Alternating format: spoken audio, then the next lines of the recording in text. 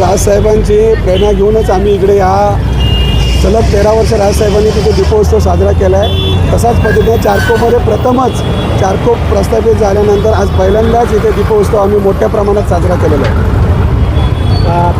नागरिकांना उद्या काय नेमकं राज ठाकरे मार्गदर्शन करणार आहे आणि तसेच काय तुमचं लक्ष लागून असं की उद्या काय राज ठाकरे बोलतील? सन्मान्य राजसाहेब नागरिकांना नाही, आमचे जे BLE-2 कार्यकर्ते वगैरे आहेत त्यांनाच मार्गदर्शन करतील। यादीवाईज जे काय प्रॉब्लेम आहेत सध्याचे चाललेले आहेत सर्व घटना आधी घडतात त्याच्यावरती साहेब सविस्तर मार्गदर्शन करतील।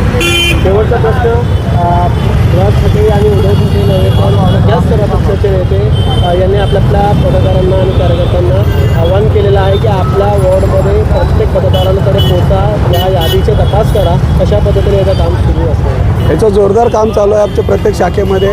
आमच्या महाराष्ट्र सैनिक प्रत्येक घराघरात जाऊन त्याची पूर्ण माहिती घेऊन कोण मयत झालेले आहेत, कोणाचे दुबार मतदार आहेत आणि कोणाचे मतदार एकाच घरामध्ये जास्तीत जास्त मतदार आहेत ते सर्व तपासणी चालू आहे।